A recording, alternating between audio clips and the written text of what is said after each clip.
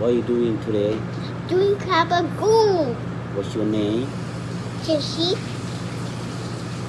Jessie Low? Uh-huh. Melody? No, Jessie Low. Jessie Low? That's my mom name. And mom name? Yeah, that's my mom So, name. what you wish you to show them today? Kabagoon. Going cool? What's that? This is the cream Kabagoon with lots of vegetables. A lot of vegetable? Yeah. No, don't have a green onion, And crummy, crummy. black pepper, Yeah, and chip. it looks like cream cheese. It does look like the cream cheese. Yeah. And my dad's gonna go cook. Ok nè. Gì cậu kia cậu tao. Cái mặt thử nè. Tao.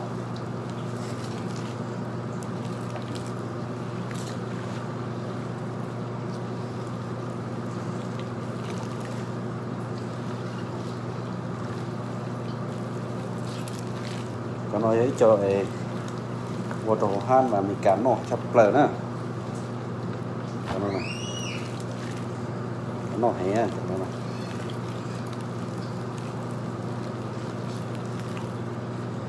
Cho nó mà tí hiệu recipe recipe cũng xóa.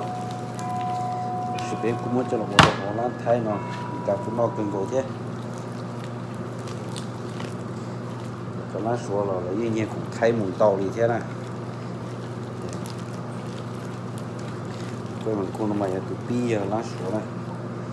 Chỉ biết cũng cho nó một đồ lan thay thì cả cũng nó cần cổ thế.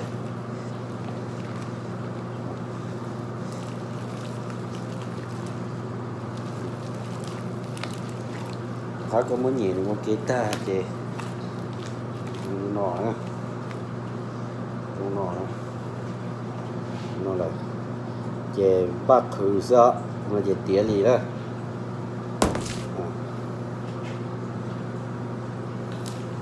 cho tới khử dùng sắp lời đó của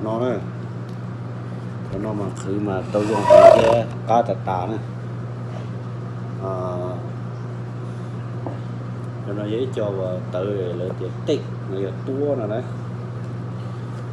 tua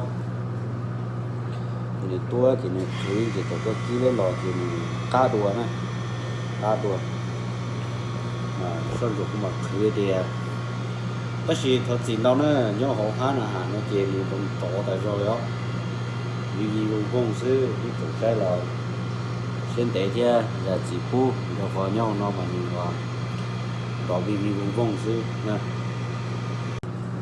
chứ vấn đề dục thứ nó chỉ nhon trong đó xí tê nữa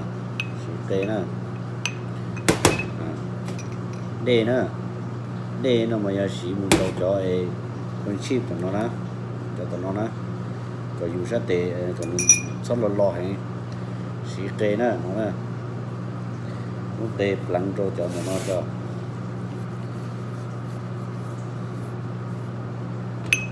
cá hí nè cho nó là mình cá no thì tiền á nó là mong là những no nâng á chỉ là những no á cái gì bây giờ lan thay như thì chờ mình cá là gì họ con đâu chỉ mình cá sơn đầu sư nhưng mà châu đâu mình cá rồi tôi sơn ra rồi nhiều nhau tàu nữa chỉ có khởi dùng gì á khởi dùng gì sư ok liền nó xem nào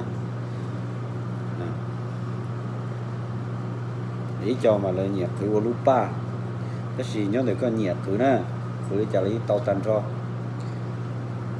khử tàu tàn cho nhớ được dùng nhiệt khử chứ đi chợ dùng hành nhiệt thế dùng gì để dùng sư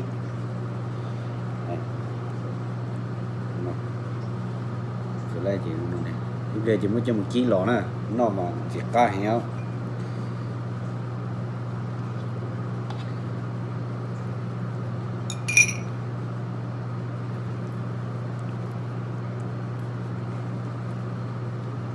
cho nó mà nếu chia nó có trâu rồi nó có thái rồi nó mà giờ cho cũng nó chọn dâu sao chia cho nó có trâu lá này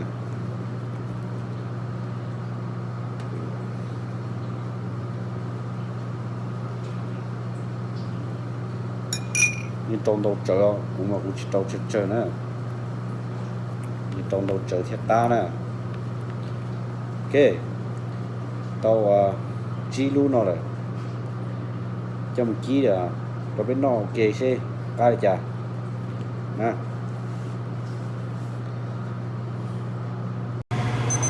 ok tại nó tiền mong gió nữa mong gió rồi đi là sẽ có tàu dùng kia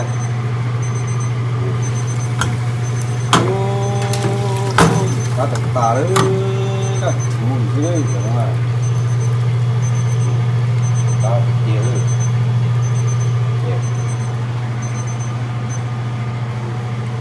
tiền tập chú dương đây nó tiền nè và bên nồi kia nè cá tập tà này để mình mua cho so cho nó đấy bây giờ chọn chữ nè quần chữ Daddy, cá chập rồi nè Daddy, hả I want to sit inside it. Where's your juice? Where's your cup? Right cá there. tướng Well, where's your cup? Where's the cup I made you earlier? I told you it. có trâu đi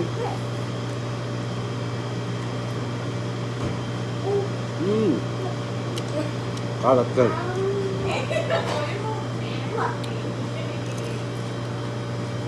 Bath.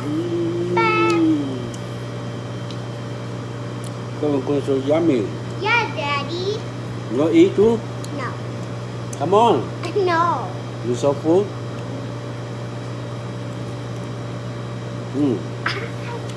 có tí đây không nổi nữa Pretty. yeah This is pretty. một tô tăng phải Bath. Bath. Mm. Bath. No. nhọc kìa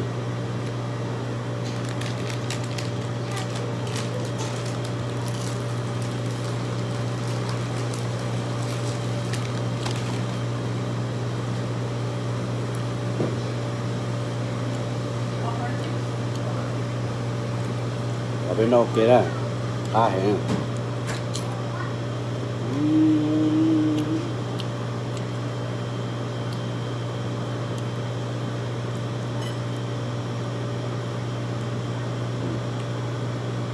kia là thì lấy luôn rồi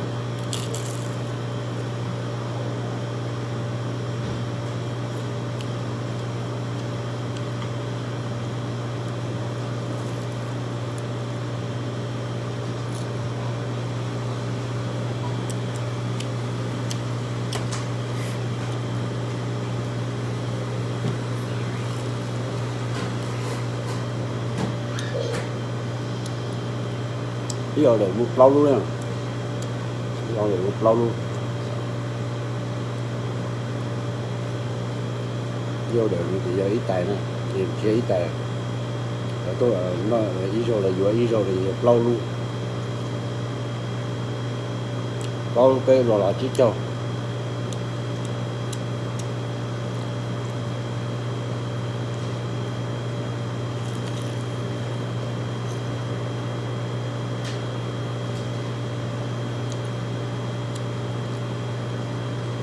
chỉ cho so với một cái thực tế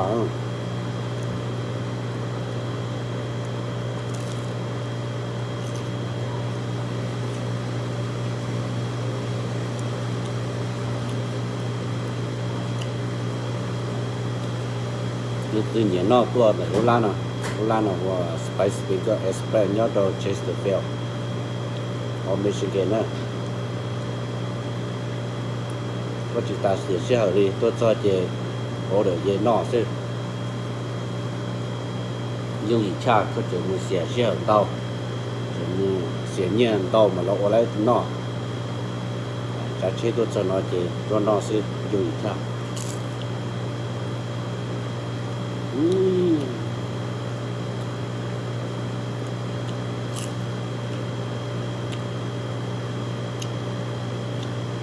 sống nó tổ trâu á กินซอสแล้วมาป้าตาตาเลยเขาตีตอนดองก็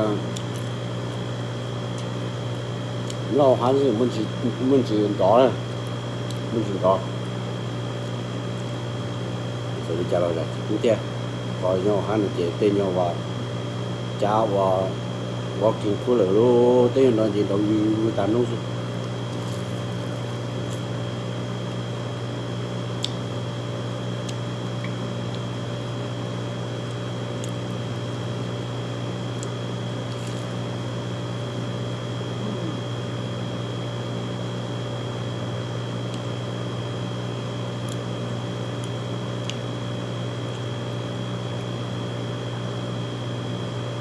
nó chỉ sạch chủ yếu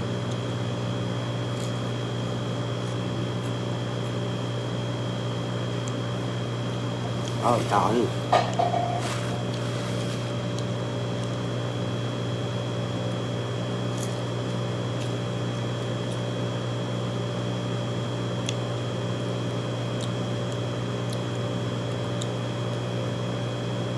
để có nhiều của video tiếp ba subscribe của channel này chỉ muốn đấu giả đầu chia của đó cóน่าสนใจเลยเป็นนอกต้องติดเต้าเกนะเราจะเลยน้องทอง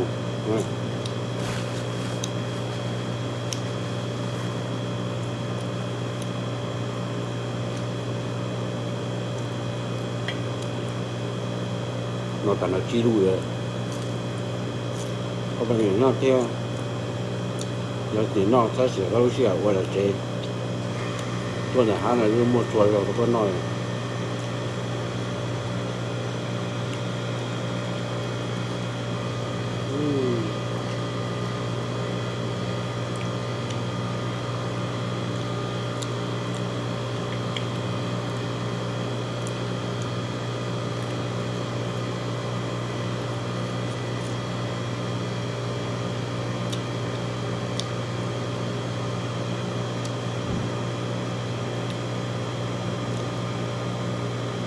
rồi sau nó mà muốn như câu này tiêu là sweet sour nó ai gì theo câu theo nó mà là xin được sao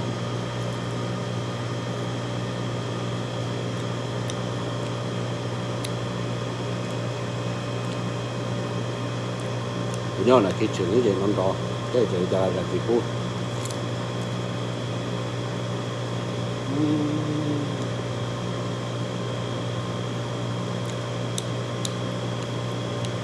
từ sau đó nó quên một cuộc họp mấy sinh kế là để ra tốt cho mấy sinh kế à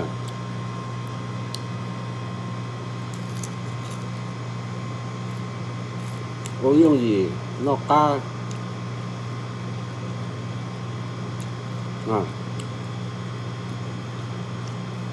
học kinh cổ ấy last one suốt nhọt